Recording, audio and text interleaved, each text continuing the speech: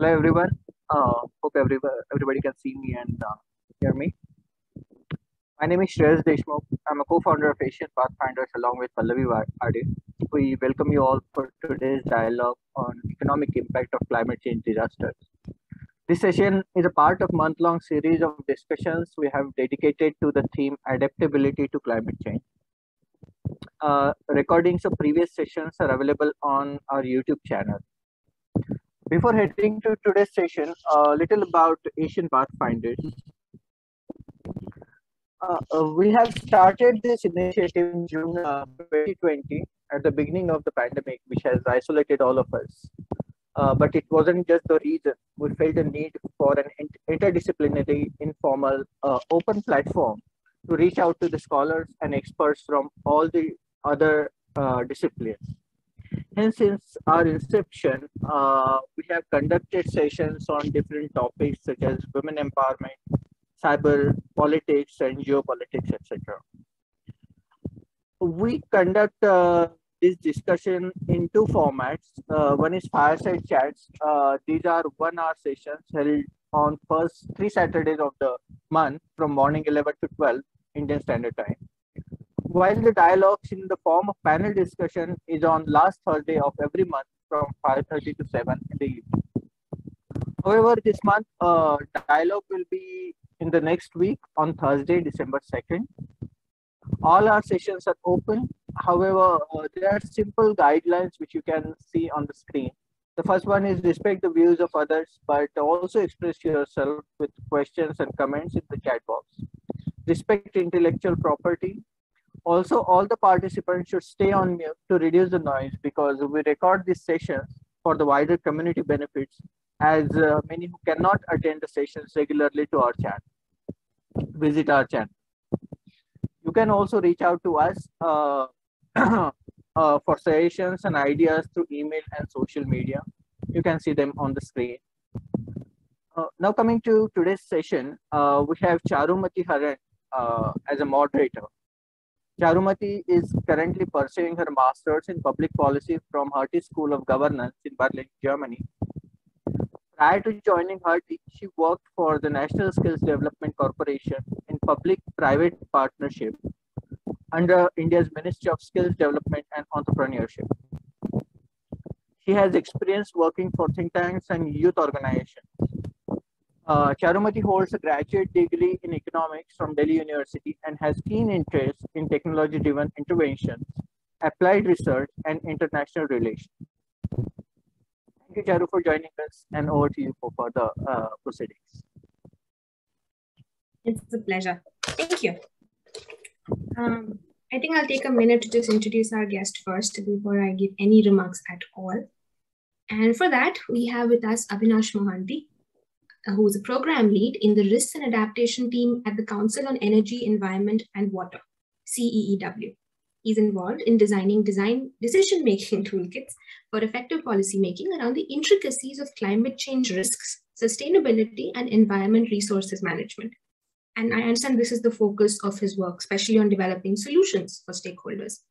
He has more than 10 years of experience in evidence-based policy research, particular interest to me, on climate change impacts and risks, water management, climate change financing, and in managing projects.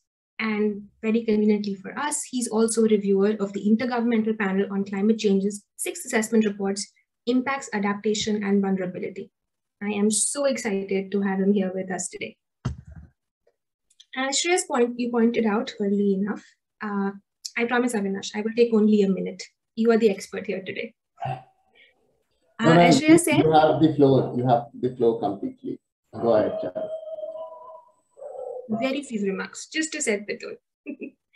As Shreyas said, Asian Pathfinders launched during the time of the pandemic, and one of my earliest memories from that wonderful time when the pandemic had not gone so far is everybody was happy that the skies in Delhi were clearing up. Unfortunately, in the time since, we've had plenty of bad news where the environment is concerned. We are currently in the UN Decade of Ecosystem Restoration. October 13th, which just passed, was the International Disaster Risk Reduction Day. And we've already heard several warnings from the UN this year on how bad climate change is getting and how we are passing a point of no return. That said, one lesson which I've learned in my public policy degree and from my work in the government is that when there's a problem, you follow the money. So we might end today's session with more questions than answers, but I'm hoping we do have a lot of questions today. So over to you, Abinash. Thank you, Charu. Good morning to all of you. And as Charu has rightly said, Shares and Pallavi, I have just got 2 slides. If you can provide me the host right to share these 2 slides, that would be. I just did, Abinash. I just did. Perfect. So before I start, what exactly is a fireside chat we wanted? So I don't want to overload with technical graphs, maps, and other things. It's just to visualize what does climate risk look like. India, as a country who is aspiring to become a 5 trillion economy, and which is fairly young compared to other countries in the world, what does this climate risk actually mean to them? And before I actually get into climate risk, before we discuss how exactly are this kind of climate risk assessments are important, decision-making toolkits are important, I'll just start with what exactly and who exactly. I'm sure many of you would be knowing the Council on Energy, Environment and Water, but who exactly are we? So Council on Energy, Environment and Water is actually Asia's leading policy research institution. And the Council works across 7 thematic areas with a dedicated Center for Energy Finance. And the Council uses data integrated analysis, strategic outreach to explain and change the use, reuse, and misuse of resources. So this is who we are, and the kind of work that we do is primarily into looking at generating empirical evidence that can help us in building that block. And that is why since 2015, we have been trying very hard with our first global risk assessment, which was launched in London Stock Exchange as well as in Bombay Stock Exchange, to bring that nudge across different stakeholders and players to bring about the mainstreaming agenda at a larger scale. And but here is the real question. Charu said that we might have problems come up with monies, but and we might end up with asking more questions than answers at the end of this chat. But before we ask those questions, where exactly we are, and this is where we are. 75% of Indian districts are extreme event hotspots. When I say hotspot, it means they are highly impacted by extreme events on a recurring fashion. What is to our not surprise is that 40% of these districts are showcasing a swapping trend. A swapping trend, which is basically a district which was traditionally flood prone is becoming drought prone and vice versa. And in terms of money, so in terms of economics, we have already lost 76.34 billion in terms of extreme events since 1990. And there has been a 200% increase in extreme events frequency since 2005. We'll come more into the loss and damages, but this is how India looks like. We recently launched the first of its kind Climate Vulnerability Index. And what does this Climate Vulnerability Index suggest is none of these zones in India, there are 6 zones in India, and none of these zones are actually not less prone. All of them are prone to or are kind of vulnerable to extreme climate events. Eastern coast is the most vulnerable to cyclones, as we all have been witnessing, surge in cyclone intensity and frequency. And at the same time, 45% of Indian landscape, this is where we come in. This is where our policy systems come in. This is where our administrative capacity comes in, because the landscape attributes, whether they are tree cover, natural ecosystem, or forest ecosystems, or different kinds of natural ecosystems, they have been disrupted 45%. And that has led to severe or kind of surge in microclimatic change, thereby triggering the extreme events. But let me put down this graph into numbers. So as I said, 50% districts in each of these zones are vulnerable to extreme hydromet disasters. 80% of Indian population are living in highly vulnerable districts. And eastern and western coast are actually vulnerable to all the three extreme events, and no zone has gotten suffice kind of adaptive capacity to cope with all of these extreme events. 45% of the hotspot districts have undergone a rapid land use land cover change, and 32% of the districts, while all the districts should have an updated district disaster management plan, our analysis found that only 32% have got an updated district disaster management plan. So now, what do we do with these numbers? With these numbers, we thought we will rank our states. We will rank our states and come up with climate vulnerability index, which can help anyone and everyone to take at least a more risk-informed decision.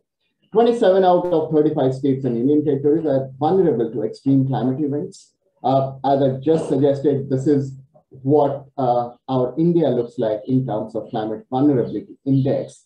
And just putting numbers into perspective, 6 zones, out of which all of the 6 zones are vulnerable. 27 states are vulnerable, 463 districts are vulnerable, 638 plus million people are extremely vulnerable. So this is where we stand as a country in terms of our vulnerability to climate risk.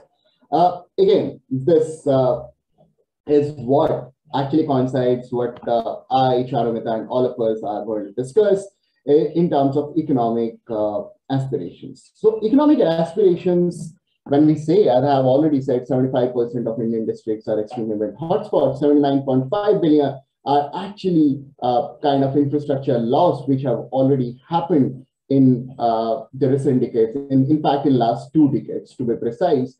But we also aspire to invest 1.5 trillion in terms of infrastructure in India over the next decade. And while we spend that, so what is going to happen is, if we climate-proof these investments, then we are going to generate jobs, because the climate change or the climate risk doesn't come only with loss and damage numbers, but it also comes up with some sort of, in fact, a greater sort of opportune agenda at the nexus of jobs, growth, and sustainability, that we call it as the Trinity.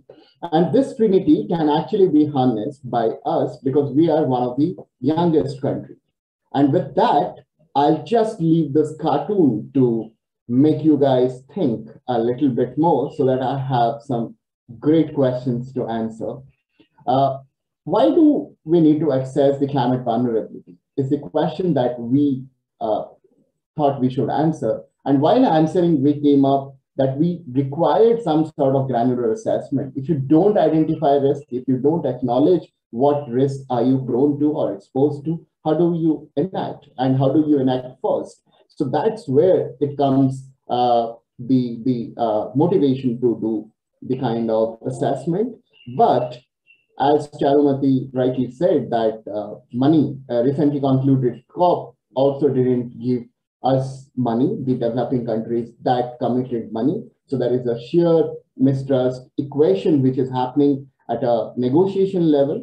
But what is also happening is the cost of loss and damages are also increasing at a faster rate. With that, I will stop presenting, and I'm looking forward to having a great discussion. I think while we're waiting for our audience to chip in with their questions, I will exercise my moderator privilege and start off with the first few. I had a look at the CEEW report, and I understand that it focused on cyclones, floods, and droughts, slow onset and fast onset climate disasters. What would you say would be the key damages and losses that in the short and the long term that arise from these kind of events? Well, that's a great question. Let me put the hazard that we have considered into perspective. We didn't map just cyclone, flood, and drought, or the class of hydromet disasters, but what we did was we also included the associated events along with it. what does an associated event mean? Suppose there is a cyclone. A cyclone is always a 2-hour, 2.5-hour event until the landfall happens. Prior to cyclone, you have heavy rainfall, storm surges, those are happening. And post-cyclone, you have heavy rainfall, flooding, sometimes storm surges, sometimes even there is a sea level rise. So these are all the associated events. Similarly, for floods, you have landslides, you have got extreme events followed by cloudbursts, GLOF, all of those. So we have also considered them as part of the calculation, because you might be prepared for a cyclone, but you are not prepared for a associated flood event that comes with the cyclone. So that was more important, why we took how we took the kind of the spanning of the extreme events. In December 2020, I wrote a report which primarily looked at the extreme events, hotspots. And at a district level, we wanted to understand what exactly are the hotspots to identify the evolving risk landscape. Now, in terms of loss and damages, this is my worry. And my worry is that we always talk of loss and damages in terms of hard loss and damages. The losses that happens to our infrastructures, that happens to our population, in terms of, it's primarily linked to the infrastructure losses that happens. But there are also a different kind of loss that happens along with these extreme events. And during the pandemic, we witnessed that. So I don't need to explain them further. There are soft losses because India is also increasingly becoming warmer. What does this mean? India is going to lose 30 million jobs by 2030. That's a loss that we should be ready for. Are we ready? That's the question. Second is, every 1 degree rise in temperature will lead to at least 2% decrease in agricultural productivity. Are we ready for that? And given our country is primarily an agrarian economy in majorly, so are we ready for that? So then comes the soft losses at a different level. Since you don't have enough critical infrastructure, since you do not have enough of shelter homes or risk mitigating infrastructures, what you do is, normally the schools in rural parts of India, the hospitals are overwhelmed and they are used for different purposes. So children lose their school days. So these are the kind of losses that needs to be mapped. And then the most important mapping is, because of these extreme events, primarily the slow onset event, heat waves, cold waves, and now we are in, if those of you are in Delhi, it's the season of the buzz air pollution. I don't know how many cigarettes a day we smoke just being in Delhi.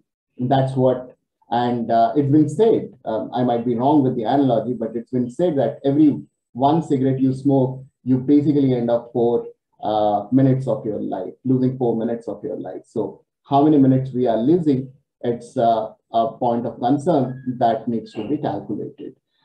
Given that the health impacts of climate change are going to be enormous, and with increasing enormosity, while we have the extreme events to deal, while we have the impacts to deal, the health impacts, the soft losses need to be mapped. Sorry, Charu, I answered your question with few other triggering questions.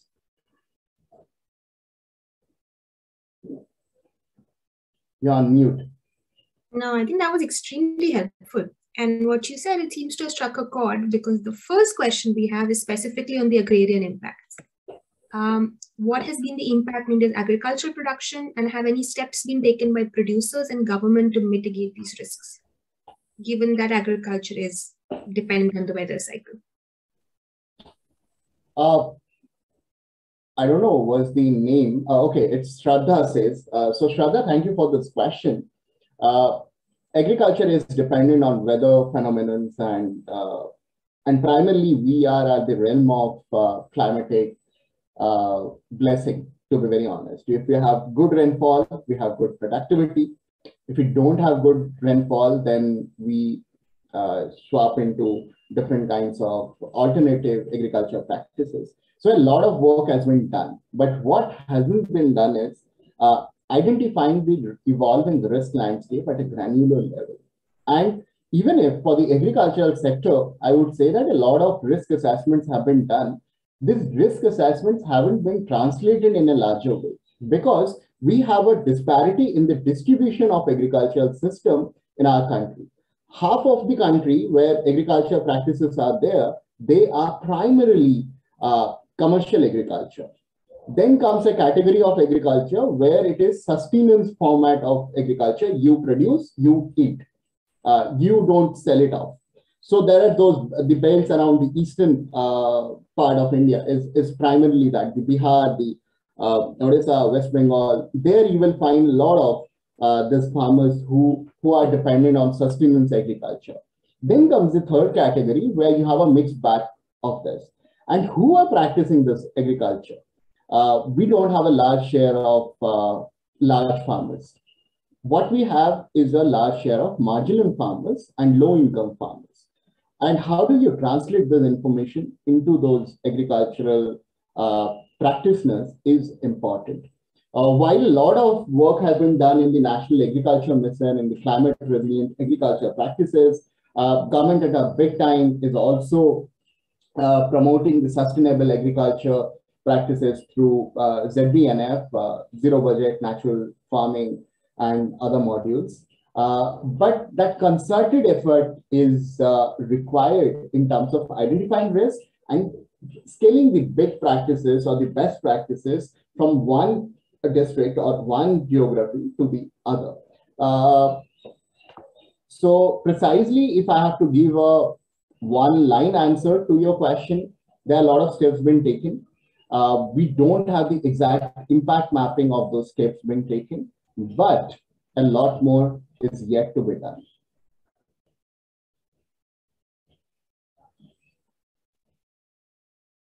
Thank you so much.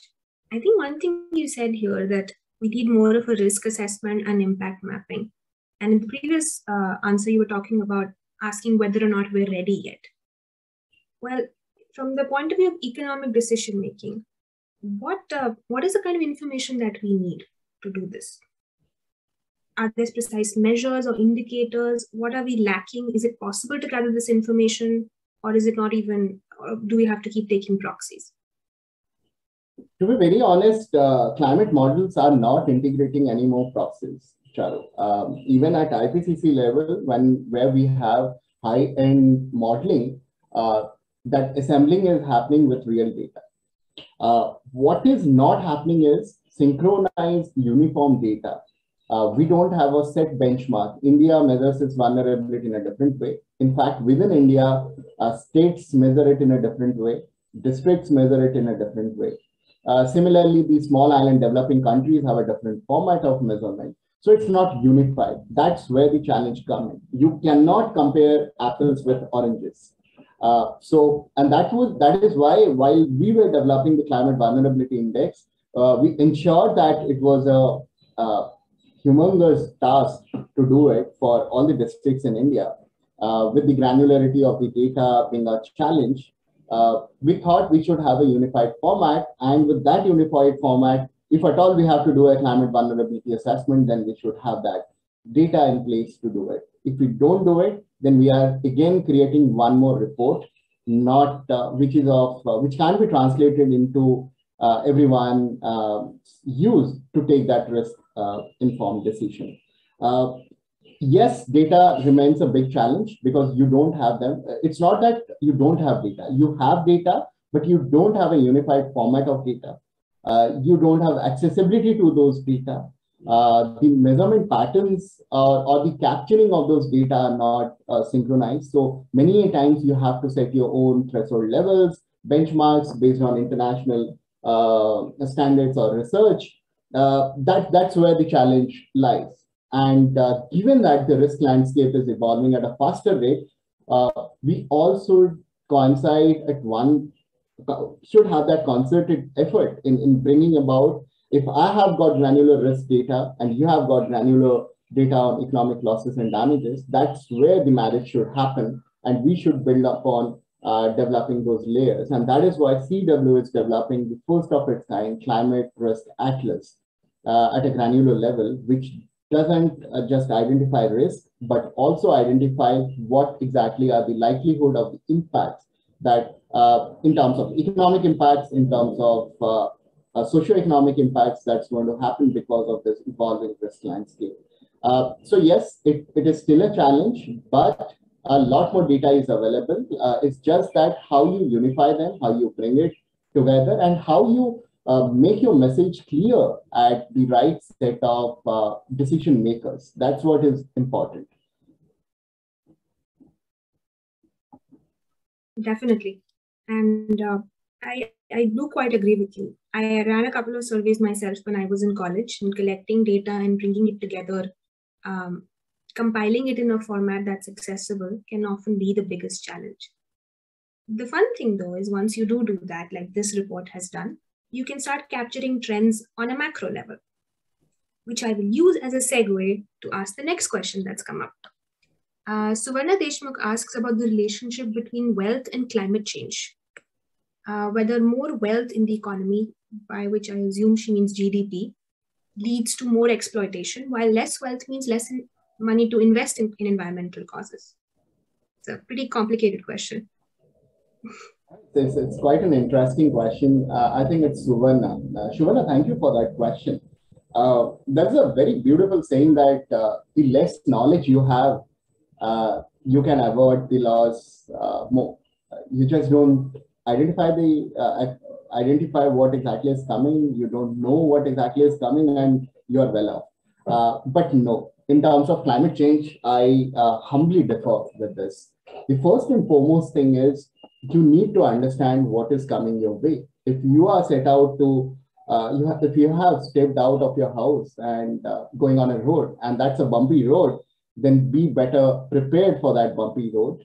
Where exactly you have to slow down your vehicle speed, where exactly you have to accelerate so that you reach at your destination at the right time. Sorry for using this analogy, but this is a classic saying that more wealth can be more devastating. That is what has happened.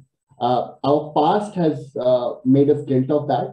The developed nations who were once developing, they could use all the available carbon space available and in terms of making themselves from developing to developed. Now this is the classic debate comes in. Now when the countries, aspiring developing countries like India and the other small island developing nations, primarily the South Asian countries are trying to spearhead the economic growth. They have been questioned, please do that, please do this.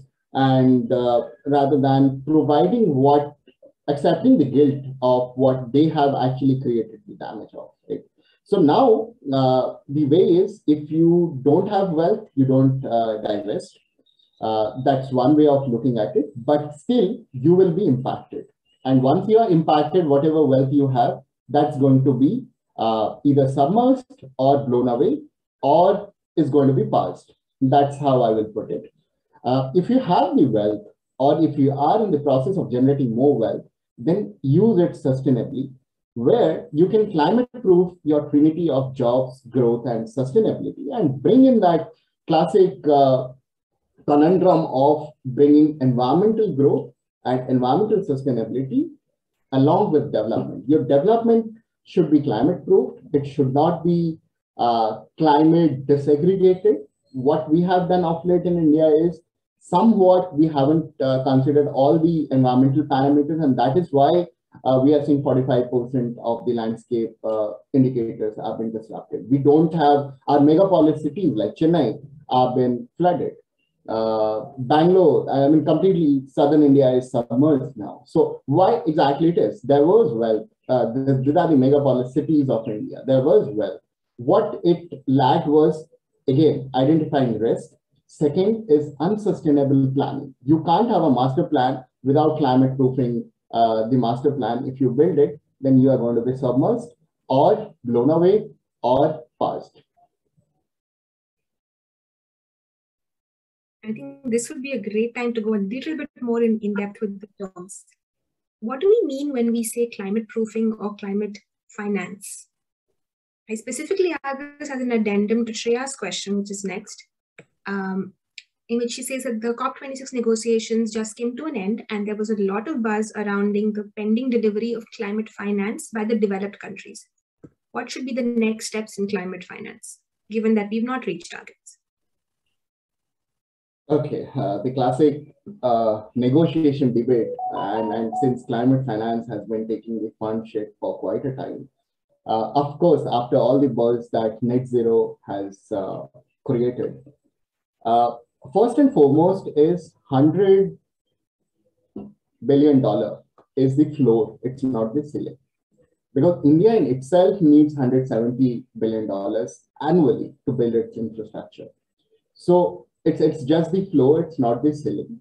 The second question is why it's still not clear, and this time also in the COP26, there was, barring the Glasgow Climate Finance Facility, there was nothing more concrete, was whether this 100 billion is to be invested for mitigation or for adaptation. So the mixed bag is still not clear what percentage of it should go. While there was a lot of buzz around loss and damage and lots of around adaptation, it's still not clear. Second thing is, how do you, there are two ways of doing it.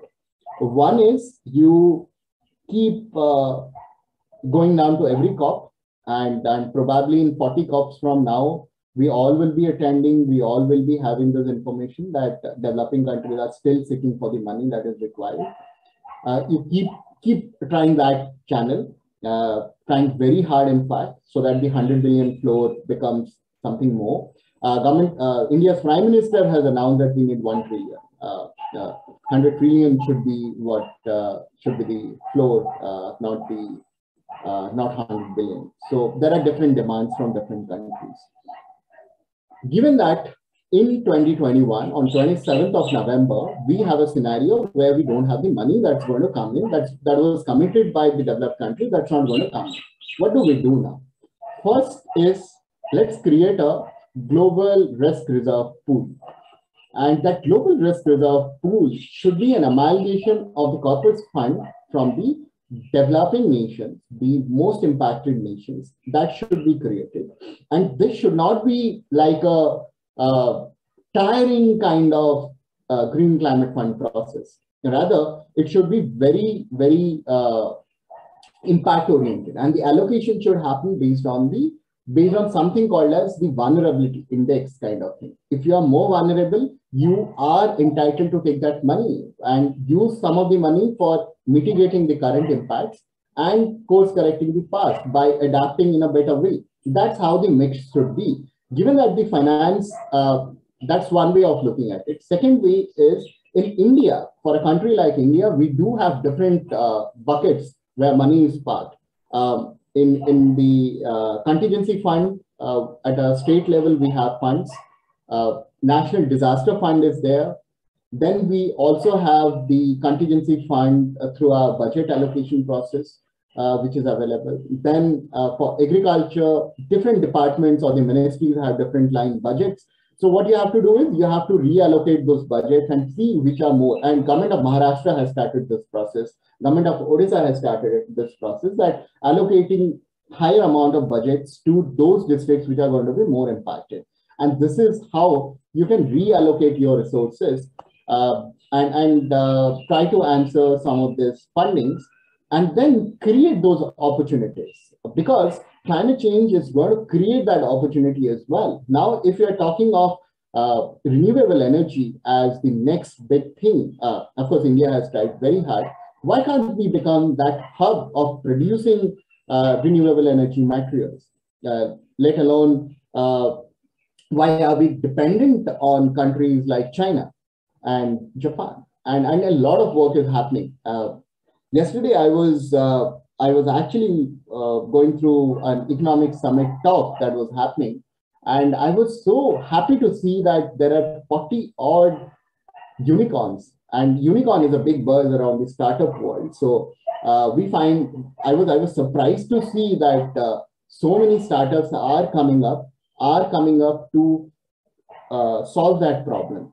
And startups, while this has grown, the benchmark kind of climate financing should also happen in that way, that the more you attract money should not be your kind of certification. Rather, the more you create that impact and bring about that resource allocation should be at the core of it, both at a governance level and as well as at an individual entity level. You foresaw one of my questions about asking for potential opportunities. But what was very helpful was you mentioned that some of the states have already started this process of reallocating budgets. That fits in well with Rutuja's question, asking about the best practices between countries, good practices between countries when working on climate change. Could you share examples of that and perhaps also from the states? Of course, India's thought leadership, while India is one of the most vulnerable countries, India's thought leadership is globally acknowledged across disaster management, across mitigating climate risk, and by general, the climate change agenda. So India is a champion around that. India led International Solar Alliance. India led Coalition for Disaster Resilient Infrastructure.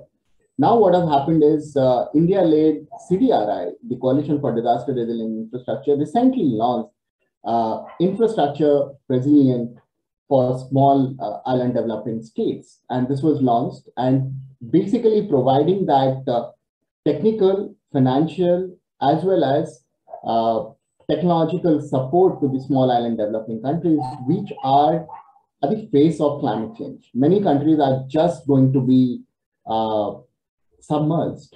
That's what India has been doing. So a lot of best practices have been exchanged through that practice. Second thing is, but a lot more has to be done. Second is, whenever a cyclone comes in, it's not that only our West Bengal is or Odisha is going to be impacted. It is also Bangladesh which is going to be impacted. It is also other countries that has to be impacted. So if you create that concerted effort of building our infrastructures and have that information dissemination across the states, across the countries for that per se, I would go beyond between countries to countries. Rather, I would say we should have that collaborative dissemination happening between countries and states. The classic example is Koshi Bridge that happened in Bihar. After that, a lot of information was then sent out between Nepal and Bihar. So this is where the crux lies. You should not have an international relation happening every time you pass on a message. You can have that function in place to disseminate that. Some of the best practices, yes, nature-based solution is a big time thing, and that's happening at a big time. So nature-based solution practices have been scaled up and have been exchanged quite large. A lot of institutions are going to capture that as well, including ours, on nature-based solutions. So the process has begun, but process needs that speeding up. Rutuja. And I think before we can start talking about innovative new emerging practices, one point which you made earlier was about, especially with that comic at the very end, that there are still obligations to be met and still funds that we need to receive. And that's something that Shreyas has pointed out here, that the attribution of climate change is based on carbon production and wealthy countries were supposed to pay. But is it the responsibility of the wealthy states to pay, and are there examples of such views? Yes, there are quite a lot of those examples. It's primarily the African and the small island developing countries have a buffer country-wise aid which has been provided to them to rebuild themselves. So there are quite a lot of classic examples around that.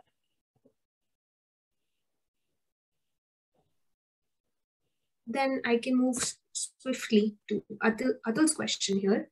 From the Kyoto days, developed countries have been consistent in reneging on their promises at every COP, while encouraging developing countries to enhance their NDCs.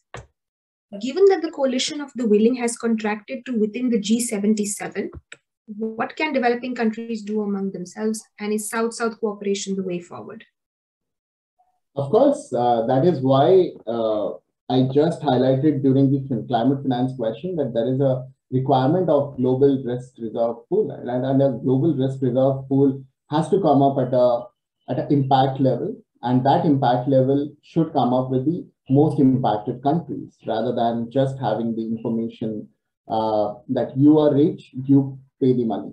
That should not be the class in terms of creating that coalition. And Atul Adhikari, okay, there are Atul Adhikari and Atul Kaushik. So Atul Adhikari has also asked about the climate change. How has climate change changed the social fabrics of society, especially because of climate change economic impact? Migration. Migration is always looked in two ways: internal displacement and long-term migrations. So that's the first thing. Second is livelihood practices. Now you don't find people trying to keep themselves engaged more on nature-based economic solutions. That's the second thing. Third, of course, is the lifestyle. Climate change has impacted us in a way to nudge our lifestyles and behavioral practices, both in good and bad ways. That's an important information. Or the impact, that's how the social fabrics have changed. The third is, of course, in terms of our own household budgets. Of late, we don't have any assessments to understand how much of the household budget is going to be impacted because of climate change, but it impacts. Whether our health budget is going to increase if we stay in Delhi or somewhere along the mountains of Uttarakhand, that needs to be calculated and mapped. We don't have that, but anyways, it's going to drill a hole in our pockets as well, based on the practices that we adopt. So yes, in a concise way, the social fabrics have changed.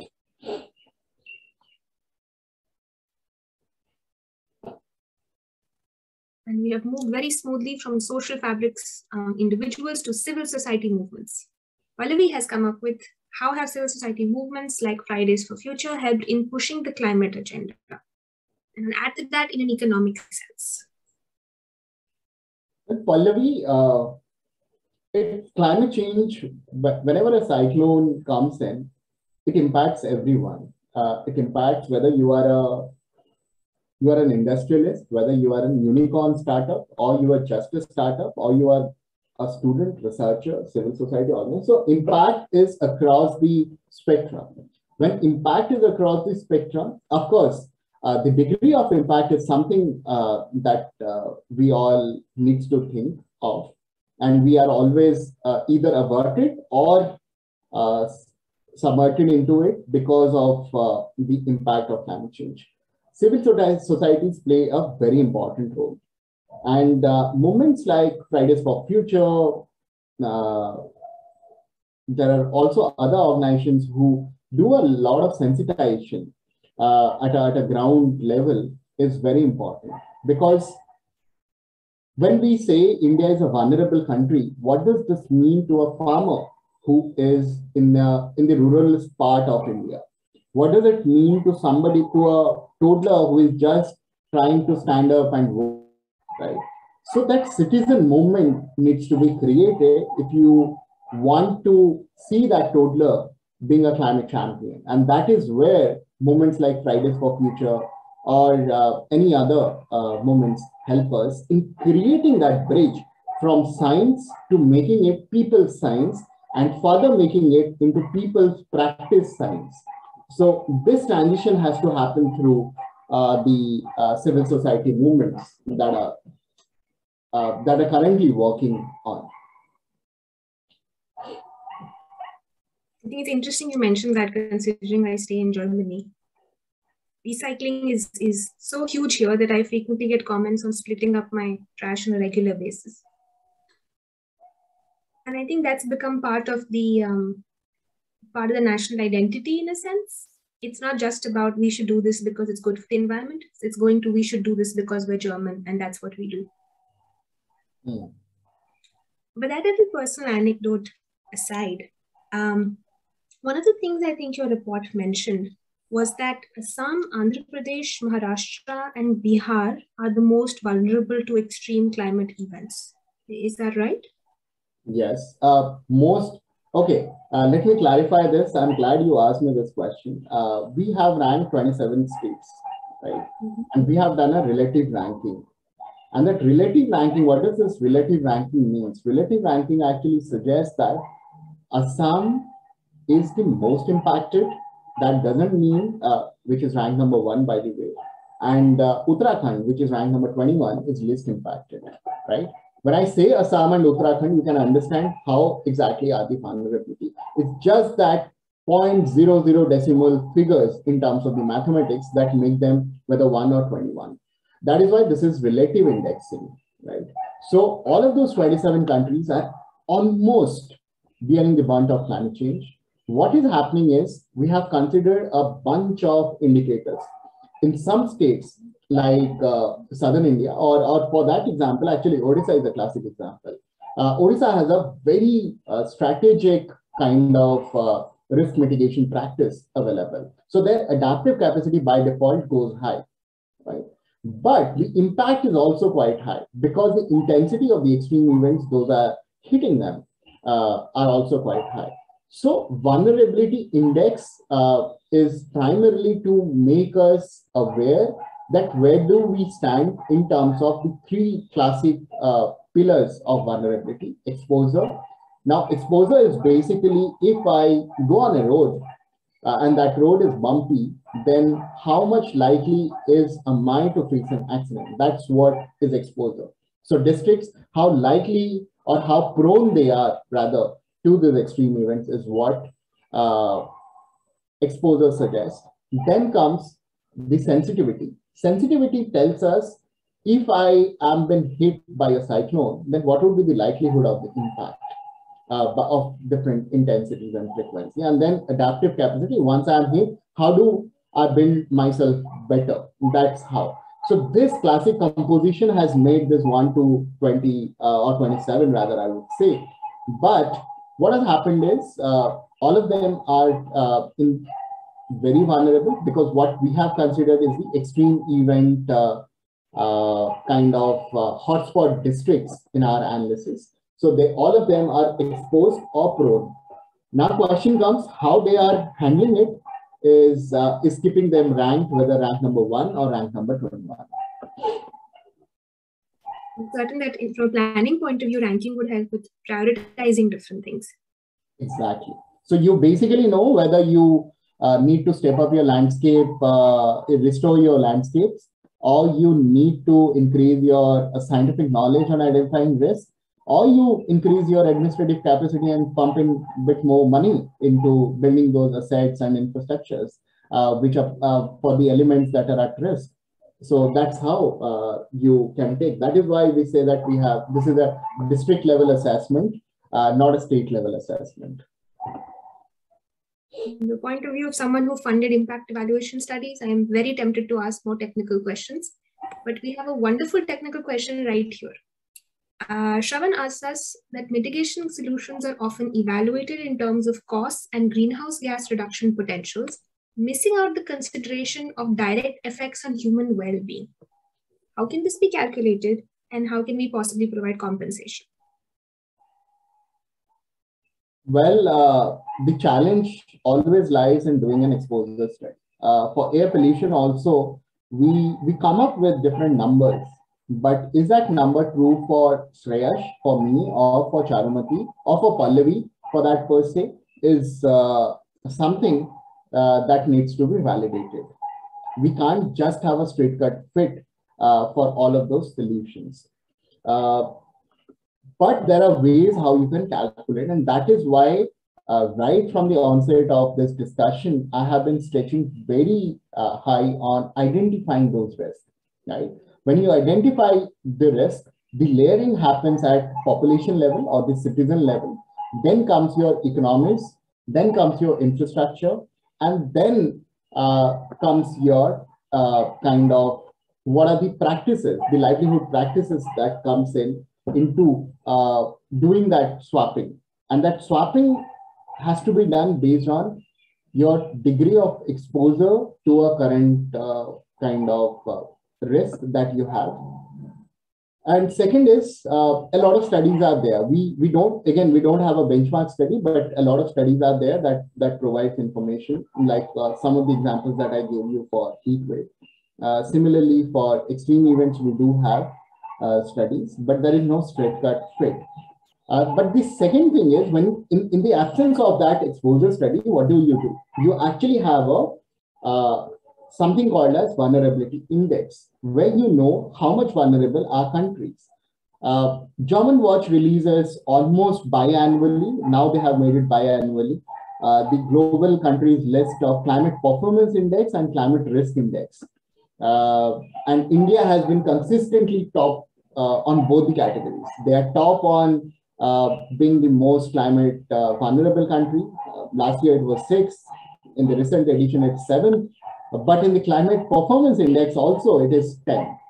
So it is quite high, right? While India is stepping up its actions, it is also becoming increasingly vulnerable. So those impact assessment and exposure studies are very important to identify these evolving risk landscape and then reallocating budgets, because mitigation solutions, you are very correct that they are always been calculated in terms of cost or the kind of carbon emissions cut that is happening, but there is always a human angle to it. And I would maybe in a minute or two, I'll try to share the link where we are trying to humanize climate risk and trying to bring about that impact story, and that can complement to what I said to Shravan's question. I think a link would definitely be very helpful. And I'll take this opportunity to let our guests know that I would definitely recommend looking up Abinash's work on CEEW's website or his Twitter feed, I believe, which is pretty active and has a lot of information on things that are going on.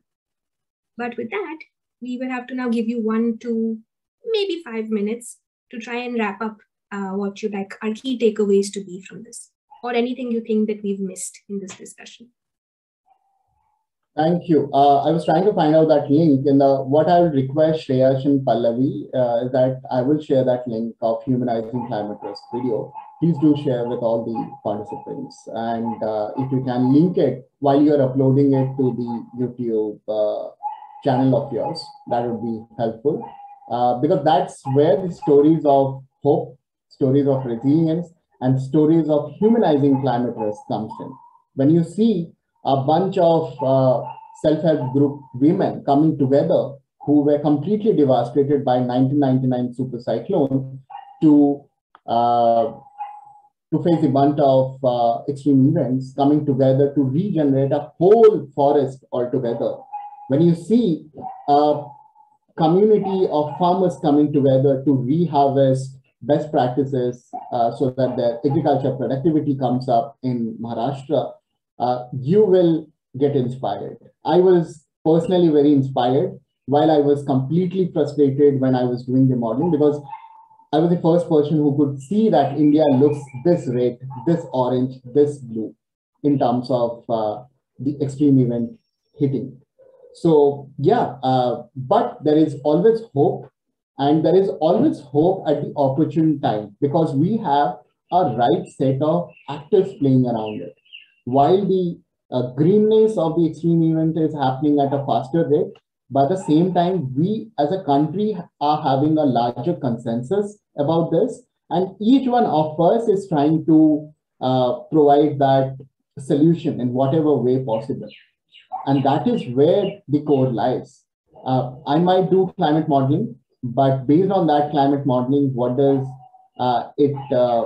it helps in making Shreyas come up with a fireside chat and creating that nudge among all of us to make science from people science to people practice science, right?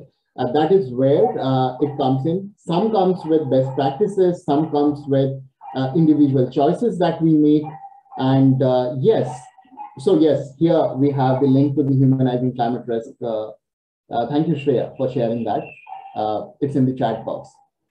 So how do that come in? And conceptually, I'm very optimistic that together, and if all of us, we kind of start building it at an individual level, at an work level, whatever we do, and then translating it at a regional level and at a policy level, we can mitigate climate risk and we can climate-proof us, ourselves, our economies, our infrastructures, and our lives and livelihoods.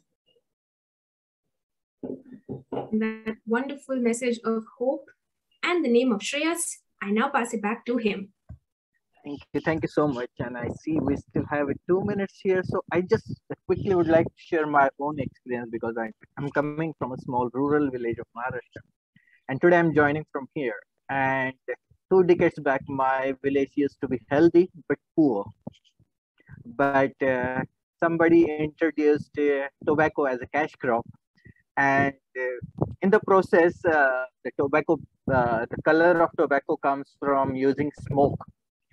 So in the last 2 decades, people have cut down all the trees. During the season, the whole village is smoky with the smog. And after 2 decades, my village is wealthy. We have a lot of money here, but then we don't have trees around. And the number of cancer patients have increased in the last 2 decades. So, and people are uneducated. So all these issues, what we have discussed, like I have experienced here in my village in the last 2 decades. And it's very difficult to tell people also. But thank you so much, Abinash, for sharing your experience views on this subject and coming today for this fireside chat, particularly on the weekend. And thank you for joining us. And thank you, Charu, for keeping discussion very healthy and and joining today also. I know it's very early for you in Germany right now, but thank you so much for joining today. And thank you everyone for joining today. Thank you so much and have a great weekend ahead. Thank you so much. Hoping that we all stay resilient, safe, and hope to have more conversations like this where we can nudge some actions. Thank you so much. Shreyas, Pallavi, Charu, lovely interacting. The way you moderated the session, it felt like we are actually having a chat, not having a technical discussion. Thank you for that. And for all the active questions that have come in. Thank you so much. Absolutely. Thank you so much to the audience. This was a great pleasure for me. Perfect.